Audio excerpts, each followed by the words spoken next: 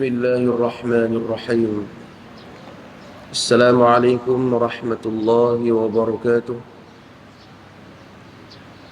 الحمد لله رب العالمين، والصلاة والسلام على أشرف الأنبياء والمرسلين وعلى آله وصحبه أجمعين. قال رب اشرح لي صدري ويسر لي أمري واحلل عقدة من لساني يفقه قولي. فقال الله تعالى في كتابه العزيز: أعوذ بالله من الشيطان الرجيم، يرفع الله الذين آمنوا منكم والذين أوتوا العلم درجات. صدق الله العظيم. Muslimin muslimat yang dirahmati oleh Allah, di dalam satu hadis yang diriwayatkan oleh Imam Muslim dalam Jami' Sahihnya, kata Nabi SAW, Nabi pernah bersabda, "Idza jaa Ramadhan futihat abwabul jannah wa ghulqat abwabun nar wa sufidat asyayatin." Hadithun sahih riwayat Imam Muslim. Kata Nabi SAW, "Idza jaa Ramadhan," apabila menjelangnya Ramadan al-Mubarak, futihat abwabul jannah, Allah akan membuka pintu-pintu syurga. Tuan-tuan, apa yang dimaksudkan dengan futihat abwabul jannah? Buka pintu syurga ni apa maksud dia? Macam buka pintu rumah ke? Macam buka pintu masjid ke? Apa maksud dia? Al-Imam Nawawi dalam Minhaj Syarah Sahih Muslim, Imam Nawawi seorang ulama hadis yang bermadzhab Syafi'i, dia di antara salah seorang ulama yang berautoriti dalam mensyarahkan hadis yang terdapat dalam Sahih Muslim. Imam Nawawi kata, futihat abwabul jannah itu merujuk kepada targhiban lil amilin laha bi kathratut ta'at minas salah was-siyam was-sadaqah waz-zikr wa qira'ati lil Quran wa ghairu dhalik. Yang bermaksud, yang kata Allah buka pintu syurga itu, Allah meringankan hamba-hambanya melakukan ketaatan kepada Allah Subhanahu Wa Taala, seperti salat, berpuasa, sedekah, berzikir kepada Allah, membaca Al-Quran dan sebagainya. Maknanya ringan sikit kita buat ibadat bulan ni berbanding bulan-bulan sebelumnya. Sebelumnya mungkin kita nak baca Quran 3 muka ke 2 muka ke, rasa macam kayu balak duduk kat belakang. Buka YouTube tuan-tuan, 2 jam tak apa, tak sedang. Orang kata, "Hei, maghrib dah ni." Baru sedang kata maghrib. Tengok Facebook, tengok TikTok, kan? Ralik tu. Tapi kalau bulan Ramadan al-Mubarak, rasa ringan. Futihat abwabul jannah. Yang kedua, kata Nabi SAW, wa ghuliqat abwabun niran, ataupun abwabun nar. Allah menutup pintu-pintu neraka ini. Kata Imam Nawawi mengatakan bahawa wa dzalika liqillatil ma'asi fihi minal mu'minin, iaitu sikitnya orang-orang mukmin melakukan maksiat kepada Allah Subhanahu Wa Taala. Para ulama berpendapat bahawa kenapa jadi macam ni? Sebab suasana Ramadan itu sendiri membentuk diri dia. Lihat saja bermula dengan kita bangkit sahur. Adakah orang bangkit sahur pukul 11 tengah hari? Tak ada. Kita bangkit sahur sebelum subuh. Sebelum bangkit sahur tu kita ambil ayat semayang, bersihkan badan kita, kita salat, kita berdoa kepada Allah, istighfar. Mula dengan ibadat, sujud kepada Allah. Kemudian kita sahur, sahur itu barakah, ibadah. Kemudian kita salat berjemaah subuh, ibadah. Kemudian bermula daripada saat tersebut sampailah waktu maghrib, kita perlu menjaga pantang larang perkara-perkara yang boleh membatalkan puasa kita. Ibadat. Satu kata ulama, a'zamul ibadatu siyam. Setinggi-tinggi ibadat itu ialah ibadat puasa. Apa maksud dia? Maksudnya tuan-tuan, ibadat puasa ni ada 3 elemen besar dalam dia. Yang pertama, kita melakukan ketaatan kepada Allah SWT. Sebab kita puasa, kita taat. Kata taat tu baik pergi kat dia lah. Depan kita dia kata dia puasa, tapi belakang dia tiba ayak. Itu baik pergi kat dia. Dia punya pasal. Tapi bila mana orang yang berpuasa, dia jaga pantang larang dia daripada perkara yang boleh membatalkan puasa dia, dia taat pada Allah. Yang kedua, dia sabar meninggal maksiat. Sabar dalam melakukan perkara-perkara yang boleh mendatangkan dosa. Seperti mana orang yang berpuasa tapi cakap bohong, fitnah, nista dan sebagainya. Dia atas saja. Lapar ya, walin dapat makan penuh, dia dapat kosong. Lapar saja. Yang ketiga, kesabaran melakukan ketaatan kepada Allah Subhanahu Wa Taala. Bukan orang semua boleh sabar dalam melakukan ibadat pada Allah. Ada orang boleh buat ibadat tapi tak sabar. Saat dia ada buat, kemudian dia kembali balik kepada sikap yang lama. Kedua. Yang ketiga, kata Nabi SAW, "Wasufidat asyayatin." Allah merantai syaitan-syaitan itu. Al-Imam Nawawi menukilkan satu perbahasan. Dia nukilkan satu persoalan yang pernah ditanya kepada Al-Imam Al-Qurtubi rahimahullahu ta'ala. Fa in qila kaifa nara syurur al-ma'asi waqi'atil fi Ramadan kathiran. Orang tanya ke Imam Qurtubi, "Wahai Syekh, macam mana bila masuk Ramadan Allah ikat syaitan, tapi berlaku juga kemungkaran, maksiat, kejahatan berlaku pada bulan Ramadan. Itu kena rantai macam mana?" Imam Qurtubi kata sekurang-kurangnya ada 3 benda.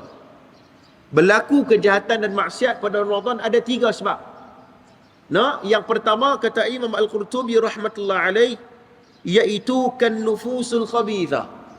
Disebabkan hati itu bermasalah dah. Hati itu dah bermasalah. Sebelum masuk Ramadan, dia tak berusaha untuk beristighfar, kembali kepada Tuhan, membaiki diri dia. Bila dia masuk Ramadan dalam keadaan hati yang bermasalah. Diri dia yang bermasalah, bukan Ramadan. Kan nufusul khabithah. Sebab tu tak pelik berlaku juga kejahatan pada bulan Ramadan al-Mubarak. Yang kedua, wal adatul qabihah. Masyarakat yang tidak membantu akhlak dia. Kawan dia, teman sembang dia, siapa yang dia bercakap, ya, siapa yang dia selalu berinteraksi, masyarakat mana yang dia duduk, semua itu membentuk diri dia. Yang ketiga kata Imam Al-Qurtubi, wasyayatin al-insaniyah, iaitu syaitan di kalangan manusia. Syaitan di kalangan jin, kata Imam Ibn Qayyim, syaitan ni hak kata hak kena rantai tu di kalangan jin, itu dah dirantai. Tapi ada juga karakter perangai di kalangan manusia, ada. Hak tu ada, mai bulan mana pun ada perangai tu. Ya, orang tua-tua kata perangai macam syaitan. Ucapan tu tak bagus dia cakap, tapi secara asas ilmunya betul. Betul orang tua-tua kata perangai hang macam syaitan, tapi tak elok cakap lagu tu. Tapi betul asasnya. Wasyayatina insaniyah, sikap perangai macam syaitan ada berlaku di bulan Ramadan al-Mubarak. Muslimin mukminin yang dirahmati oleh Allah. Maka hadis ni nak bagi tahu kepada kita bahawa bulan Ramadan ni Allah buka seluas-luasnya pintu rahmat belas ihsannya kepada hamba-hambanya yang sedang menuju kepada Allah Subhanahu Wa Taala. Maka saya mengajak diri saya dan tuan-tuan, jom sama-sama kita jangan lemah semangat kita sebab ada orang masjid dah. Bila saya pergi masjid tu sekalian dia kurang dah. Dia tak sama dah tuan-tuan, kuantiti pada awal 5 hari awal Ramadan tu penuh tuan-tuan. Mai nak masuk malam ke-6, ke-7, ke-8, oi dia kuih surut dah, kuih surut. Masuk malam 15, kita boleh tengok hilang habis. Tak ada, pergi mana habis ada hak awal tu, pergi mana pun tak tahu. Kan? Mai kat nak raya pun dah mai balik. Kan? Jadi kita doa kepada Allah, mudah-mudahan Allah istiqamahkan, memberikan kekuatan kepada kita untuk sama-sama kita beribadat kepada Allah Subhanahu Wa Taala. Itu sekalian, mudah-mudahan mukadimah ringkas itu memberi manfaat yang banyak kepada kita insya-Allah. Baik, tuan sekalian, kita sambung muka surat 265, kitab Talbisul Iblis karangan Al-Imam Ibn Jauzi rahimahullahu taala, 265. Baik, apa perbahasan kita pada pagi subuh ni tuan-tuan? Perbahasan kita pada pagi subuh ni, Imam Ibn Qayyim dia tarik perhatian kita. iaitu berkaitan dengan orang-orang sufi. Mereka ini ada masalah dari sudut, kita kata, kefahaman mereka dari sudut zuhud dalam masalah harta. Ahli sufi yang tidak ada ilmu ni, kita bincang ahli sufi yang tidak ada ilmu. Dan mereka ni ada masalah dari sudut zuhud dalam harta ni. Tuan-tuan sekalian, Imam Ibn Qayyim ni pasal apa banyak sangat muka surat dia duk attack geng zuhud ni, geng apa tasawuf ni. Sebab banyak pada zaman Imam Ibn Jauzi rahimahullahu ta'ala, ahli zuhud ataupun ahli tasawuf yang tidak ada ilmu, dia buat ibadat lah kerja dia, dia malas mengaji. Kerana ahli tasawuf yang betulnya ialah mereka yang kuat menuntut ilmu, beribadah pun kuat, kena dengan Al-Quran dan Sunnah. Itu ahli tasawuf yang sebenar, yang mengikut apa yang Nabi ajar dan cuba mengikuti salafun salih, ulama-ulama salaf, orang-orang soleh yang lahir 300 tahun hijrah ke bawah. Begitu. Tuan sekalian. Baik, tuan tengok bagaimana cara orang-orang sufi yang tidak ada ilmu ini dalam melihat kepada masalah harta ni, tuan-tuan. Baik, tuan tengok. Perenggan yang pertama kata Imam Ibn Jauzi, seperti yang sudah kami jelaskan, orang-orang sufi generasi pertama tidak mahu mengurus harta mereka kerana zuhud. Seperti yang telah kami sebutkan pula, mereka berbuat seperti itu kerana tujuan yang baik. Ahli tasawuf ni ayat dia semua baik lah, semua ke arah kebaikan. Kan? Tetapi benda baik itu kena ataupun tidak dengan syarak. Hak tu nak kena tanya. Sebab tu Imam Ibn Kathir dalam tafsir Quranul Azim, dia habaq kata ada dua syarat ni nak bagi amalan yuqbal, amalan yang diterima oleh Allah. Pertama, khalis, ikhlas. Yang kedua, sawab, betul. Betul dengan apa? Betul dengan Al-Quran dan Sunnah ulama yang mu'tabar. Kena dua ni, yuqbal, diterima oleh Tuhan. Tak kena, hilang salah satu, tak diterima oleh Allah. Walaupun niat hang tu baik. Tak apa, niat aku baik, betul niat hang tu elok dah. Tapi cara tu tak kena. Antas sekalian. Lepas tu kena menuntut ilmu. Baik. Kata Imam Ibn Jauzi, mereka berbuat seperti itu kerana tujuannya baik. Hanya sahaja mereka salah dalam menerapkannya. Tujuannya elok dah. Hati tu elok dah. Tapi cuma cara tu tak kena dengan syarak tu. Kerana sikap mereka jelas bertentangan dengan akal dan juga syarak. Sedangkan orang-orang setelah itu lebih banyak cenderung kepada dunia. Suka mengumpul harta dengan cara bagaimanapun, agar mereka dapat hidup tenang dan dapat melampiaskan nafsu. Jadi ada dua golongan ni. Yang pertama, dia fikir akhirat ya, dia tolak habis semua dunia ni. Aku tak mau harta-harta ni. Imam Hanafi, ya, apabila ditanya tentang harta, tentang zuhud, dia kata zuhud ini, kalau kamu hilang 1000 dirham, ya, dia tak rasa apa. Dan kalau bertambah 1000 dirham pun dia tak rasa apa. Maksudnya dia tak rasa apa, hilang pun tak apalah, betul tu dunia. Ada pun syukur pada Allah. Begitu. Bukannya bila hilang tuan-tuan benda dunia tu, dia fikir tak boleh dapat ajar apa. Itu bermaksud dia tak zuhud lagi. Dan itu membawa bukti kepada kita bahawa zuhud ini bukan semua orang miskin. Bukan semua kena pakai baju terkoyak. Bukan semua kena pakai baju tak basuh. Bukan. Zuhud bukan macam tu. Zuhud ni macam mana tuan-tuan sekalian? Dunia itu tak lekat dalam diri dia. Walaupun dia kaya-raya, kereta dia banyak, tanah dia banyak, rumah dia besar, tapi dunia tak lekat dalam diri dia. Itu zuhud kata ulama salafun salih. Hilang dunia dia tak rasa apa, bertambah dunia dia tak rasa apa. Kalau tidak, bagaimana perjuangan ekonomi di kalangan umat Islam? Kita nak bantu orang pakai semua jadi miskin habis. Ya? Macam mana kita nak membantu ekonomi Islam? Kalau silap memahami dalam istilah zuhud itu sendiri. Baik, tuan-tuan tengok. Ada dua kelompok. Kelompok yang kedua dia kira dunia. Bila dapat dunia, dia lempiaskan nafsu dia. Nak langsung tak fikir tentang akhirat. Sebab tu Dr. Wahbah Az-Zuhaili rahimahullahu ta'ala dalam kitabnya Fiqhul Al-Mawsu'ah Al-Qadaya Al-Mu'asirah, dia habaq di antara hikmah Ramadan Al-Mubarak ni tuan-tuan, bila mana kita berpuasa, kita berlapar, kena ingat orang hak susah daripada kita. Kena ingat hak tu. Kena ingat. Kita ada duit, kita boleh beli macam-macam. Nak makan apa, kita nak teringin apa nak makan, kita boleh beli. Tapi ingat, bila mana kita berpuasa, kita nak makan tak boleh. Maksudnya ada hak dia. Tuhan bagi tahu kat kita bahawa walaupun duit kita ada masa yang kita tak boleh makan. Walaupun kita ada duit nak beli. Ingat, Allah didik dan tarbiyah kita. Rakyat kita ataupun umat Islam kita di Palestin, nak makan pun tak boleh. Bahkan nak makan pun orang tolong hantar bantuan melalui kapal terbang, tuan-tuan. Kita ni lebihan makanan. Depa tuan-tuan nak makan, orang tolong hantar kapal terbang tu, bekalan tu kat depa. Kita tengok teriak, menangis, tuan-tuan. Umat Islam kita satu akidah dengan kita. Itu tuan-tuan sekalian. Baik, ada dua kelompok itu.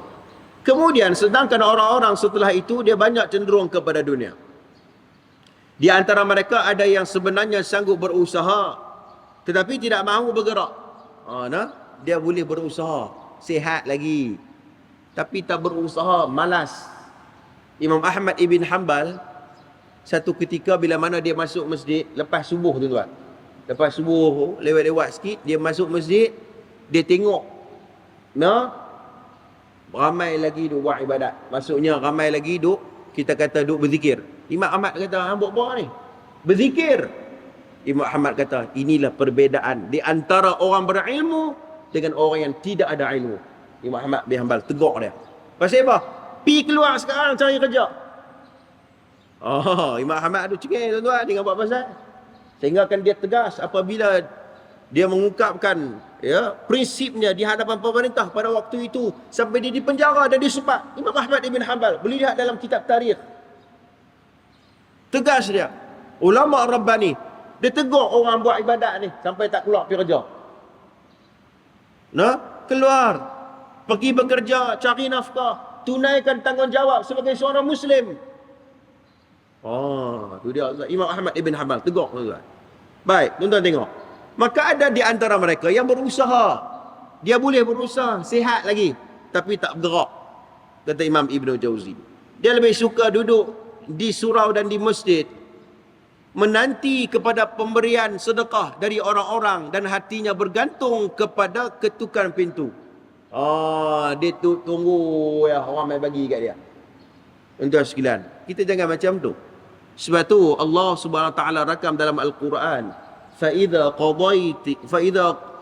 قضيت الصلاة فانتشروا في الأرض وابتغوا من فضل الله واذكروا الله كثيرا لعلكم تفلحون. صدق الله العظيم. Yang bermaksud, apabila telah ditunaikan salat, maka bertebaranlah kamu di muka bumi Allah ini untuk mencari rezeki. Ni Allah habaq kat Quran ni. Dalam surah Al-Jumu'ah ayat yang ke-10. Itu sudah fantashiru fil ardh. Pergi cari kerja, pergi cari nafkah. Baru ni saya ada pertemuan dengan student Institut Perguruan IPSA Sungai Petani bersama dengan Fakulti Pengajian Islam, Jabatan Pengajian Islam. Cerita pasal fiqhus siyam menurut perspektif mazhab Syafi'i. Bila buka soalan tu, orang tanya kat saya, Ustaz, saya ni rider makanan. Dia rider tu, kerja dia kerja part time, mengaji juga kan. Ada masa saya bawa motor, bawa hantar makanan ke orang. Dia tanya soalan, Ustaz, apa hukum saya hantar makanan kepada orang bukan Islam? Boleh tak Ustaz? Halal tak gaji saya ni? Pertama, saya nak jawab apa lah, jawapan tu senang lah kan. Tapi kata, Ustaz, ada soalan nombor 2. Ada pula soalan nombor 2. Apa soalan dia? Dia kata, tapi Ustaz, soalan nombor 2 ni, saya dapat tempahan makanan daripada orang Islam tengah hari, bulan puasa. Bolehkah saya pergi hantar makanan tu kat dia? Halal ke gaji saya? Tani, sabar tak? Saya nak fikir.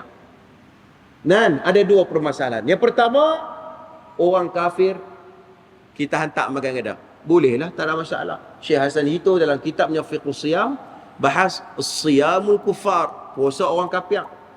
Orang kafir ni kalau dia puasa pun tak ada nilai apa. Dia tak puasa pun tak ada nilai apa. Memang neraka tempat dia. Melainkan dia masuk Islam. Ya, memang neraka. Tapi melainkan dia masuk Islam.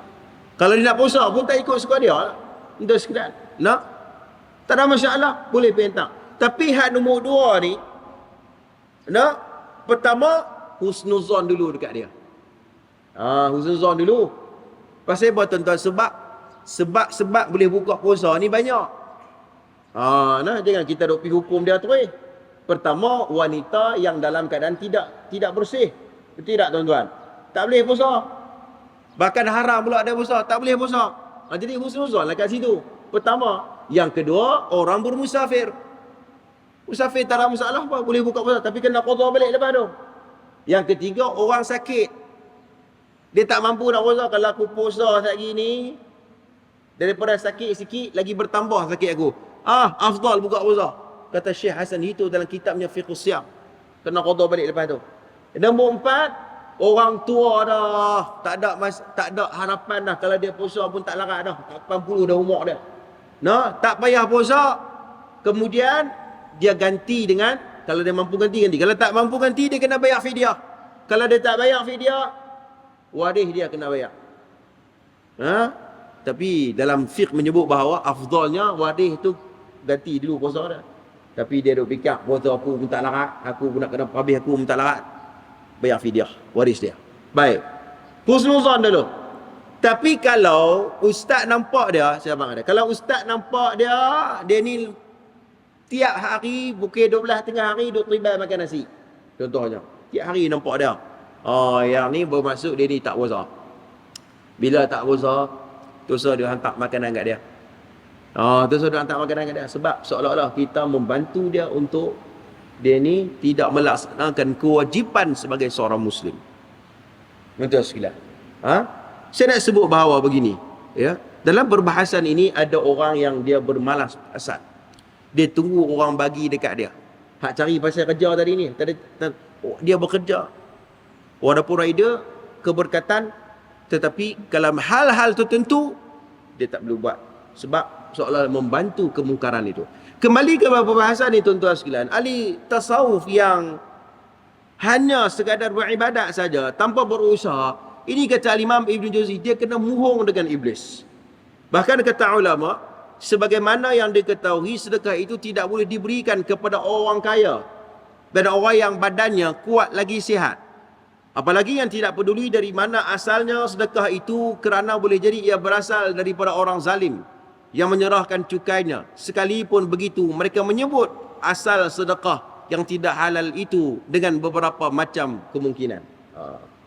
Dia duduk tunggu ya. Siapa nak bagi aku ambil, aku terima. Orang kata, ni dia bagi tu duit haram. Walaupun kita sebut bahawa itu dia punya transaksi, tu dia punya pasal lah. Tapi kalau dapat kat kita pun tak tahu sorak belok apa semua, kita boleh terima lah. Kan? Itu dia punya hal. Tapi dalam keadaan ini tuan sekalian, maksudnya apa? Harta, dia ambil harta dalam keadaan harta yang syubhat. Syubhah ni, benda-benda yang syubhah ni.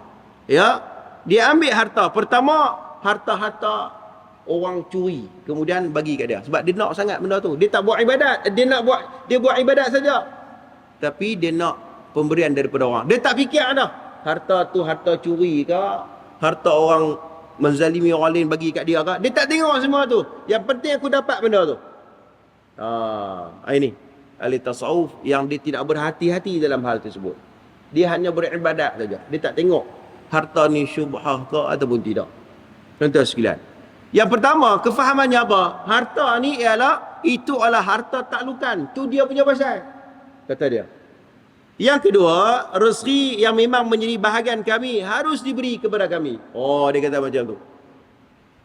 Aku buat ibadat, hampa bagilah gaji kat aku. Macam tu kefahaman dia. Kan? Aku ada bahagian, bagilah dekat aku. Duit nampak tu sikit. Macam tu. Yang ketiga, harta itu datang daripada Allah. Kerana itu tidak boleh ditolak dan kami tidak mensyukuri yang lainnya. Maknanya itu harta daripada Allah. Nampak kefahaman tu. Dia twin. Padahal harta tu, hang boleh tanya balik harta tu mai daripada mana. Kalau hasil curi, Patut kita nasihat kat dia tak boleh terima sebab seolah-olah menggalak dia mencuri harta orang. Kan? Dulu cerita apa Robin Hood ke apa? Kan Robin Hood dia niat dia baik nak bantu orang miskin, tapi dia pergi balas, dia pergi curi rompak orang, kemudian dia pergi bagi duit ke orang. Betul ke tak? Salah. Walaupun niat dia elok, tapi cara tu salah. Tuan-tuan sekalian, kefahaman begini ia bercanggah. Sebab apa tuan-tuan? Nabi SAW pada sebut dalam riwayat Bukhari Muslim, al-halalu bayyin wal haramu bayyin wa bainahuma mushtabihat. Halal itu jelas. Kita tahu mana harta yang hasil curi, mana hasil dirompakan, jelas benda itu. Haram pun jelas. Wa bainahuma mushtabihat. Dan Nabi beritahu ada satu lagi ilmu, iaitu ilmu berkaitan dengan syubhat ni, yang kita tak tahu sama ada benda ni halal ataupun haram. Maka Nabi SAW sebut bahawa nak tinggailah, faman ittaqa syubhat faqad istabra'a li dinihi wa 'irdihi. Hadithun sahih. Maka jauhilah syubhat, maka dia telah membersihkan agama dan kehormatan diri kamu. Tinggal benda-benda yang duk sama-sama di antara halal dan haram ni. Tinggal benda tu. Tapi dengan tasawuf yang tidak ada ilmu, dia tak pakai hak ni. Yang penting aku dapat. Tuan-tuan, saya teringat satu cerita yang berlaku kepada Abdullah ibn Mubarak. Cerita ni ada dalam kitab Al-Jarh wa Ta'dil. Ya Allah bin Mubarak seorang ulama hadis, tabi'in, untuk sekalian salaf. Dia hidup sezaman dengan Ma'mar bin Rashid. Ma'mar bin Rashid. Satu hari Abdullah ibn Mubarak, tuan-tuan, dia ni orang Khurasan. Dia orang Khurasan. Dia pergi ke satu tempat, dia jumpa guru dia, Ma'mar bin Rashid. Dia belajar menuntut ilmu dan sebagainya. Kemudian dia nak balik, pergi kampung dia balik lah, Khurasan tu. Dia bagi 1,000 dirham kalau tak salah saya. Banyak tuan-tuan. Dia bagi duit dekat tok guru dia, Ma'mar bin Rashid rahimahullahu ta'ala. Dia bagi duit 1,000 dirham kalau tak salah saya. Bila dia bagi itu, dia nak balik ke Khurasan, kampung dia. Bila dia nak balik, dia terserempak dengan seorang laki-laki. Dia kata, Ibn Mubarak, wahai Syekh, aku mendapat hadis daripada Ma'mar bin Rashid. Dan hadis itu Abdullah ibn Mubarak tak pernah lagi jumpa hadis itu. Tuan-tuan, hadis itu dia tak jumpa lagi. Tuan-tuan sekalian. Kemudian laki itu kata, wahai Abdullah bin Mubarak, hang patahlah balik, jumpa Ma'mar bin Rashid, minta hadis daripada dia. Sebab hadis itu diriwayatkan oleh Ma'mar bin Rashid. Hadis itu dia seorang yang tak, Ma'mar bin Rashid, dia yang meriwayatkan hadis itu. Kemudian Ibn Mubarak mengatakan bahawa aku tak mau patah balik jumpa dengan guruku Ma'mar bin Rashid. Laki dia kata, apa sebab? Sebab aku tahu hang ni orang yang rajin menuntut ilmu. Hang ni sanggup bermusafir untuk mendengar satu hadis dia beribu batu hanya semata-mata nak mendengar satu hadis Nabi SAW. Tapi awak yang ni hang tak mau. Sebab hang tak mau patah balik jumpa dengan Ma'mar bin Rashid. Kata Abdullah ibn Mubarak, aku takut dan aku risau. Aku telah bagi dekat dia 1,000 dirham. Aku takut dia riwayat hadis kepada aku. Tetapi disebabkan dia malu Allah dengan aku. Dia terhutang budi dengan aku. Dia ajak dekat aku. Dia bagi hadis dekat aku. Disebabkan aku bagi kat dia 1,000 dirham. Aku tak mau hak tu. Aku nak dia bagi, dia riwayatkan hadis. Dan aku menuntut ilmu dengan ikhlas. Aku tidak mau niat selain daripada itu. Siapa ni tuan-tuan? Abdullah ibn Mubarak, seorang ulama hadis yang cukup hebat. Sufyan ibn Uyainah, dia pernah kata, tidak ada yang paling alim, kata dia, pada zaman ini, pada zaman Abdullah ibn Mubarak, melainkan dia, yakni merujuk kepada Ibn Mubarak rahimahullahu ta'ala. Nak bagi tahu bahawa tuan-tuan, ikhlas, dia jaga benda-benda yang boleh menghalang keberkatan dia dalam menuntut ilmu. Begitu juga dalam hal harta ini. Ya, dia dapat membedakan di antara halal dan haram dan perkara-perkara syubhat yang mencampurkan di antara dua perkara ini. Muslimin mukminin yang dirahmati oleh Allah, tuan-tuan sekalian, ini dia perbahasan berkaitan dengan tipu daya iblis kepada golongan-golongan ahli tasawuf yang tidak ada ilmu, yang dia hanya bertawakal saja tanpa berusaha untuk mendapat resi tersebut. Sebab tu Nabi SAW pernah bersabda, hadis yang diriwayatkan oleh Imam Muslim dalam Jami' Sahihnya, Nabi kata, al-mu'min al-qawiyyu khairun wa ahabbu ila Allah minal mu'min dha'if wa fi kulli khairin ihris ala ma yanfa'uka wasta'in billah wa la ta'jiz. Hadithun sahih riwayat Imam Muslim. Kata Nabi SAW, seorang mukmin yang kuat, yakni kuat imannya dan kuat tekadnya, ya, lebih disukai ataupun lebih baik dan lebih dicintai oleh Allah berbanding dengan minal mu'min dha'if, daripada mukmin yang lemah. Lemah ni maknanya apa tuan-tuan? Tak ada tekad, dia tak bersungguh, buat kerja main-main, ambil sambil lewa. Ini dia. Lebih dicintai, kata Allah, kata Nabi SAW, orang yang ada prinsip tekad yang bersungguh-sungguh dalam melakukan sesuatu perkara, bukan ambil sambil lewa. Sebab tu di antara nilai Islam, apabila seseorang itu diberikan tanggungjawab kerja, dia buat tanggungjawab dan pekerjaan itu dengan sebaik mungkin. Yutqin, kata Nabi, dengan penuh teliti dan penuh perhatian. Bukannya ambil sambil lewat, tak apalah, saya jadi cukuplah. Itu bukan sunnah. Itu bukan nilai Islam. Nilai Islam ialah bila orang bagi dekat dia, dia buat dengan tekad. Dia buat dengan penuh bersungguh-sungguh, dengan teliti, supaya hasil kerja itu hasil kerja yang berkualiti di sisi iqamah. Ini dia kata nilai Islam ni. Bukan ambil sambil lewat. Ya. Muslimin mukminin yang dirahmati oleh Allah Subhanahu Wa Taala, itu sekalian, mudah-mudahan perkongsian kitab Talbisul Iblis kita pada pagi subuh ini memberi manfaat yang banyak kepada kita.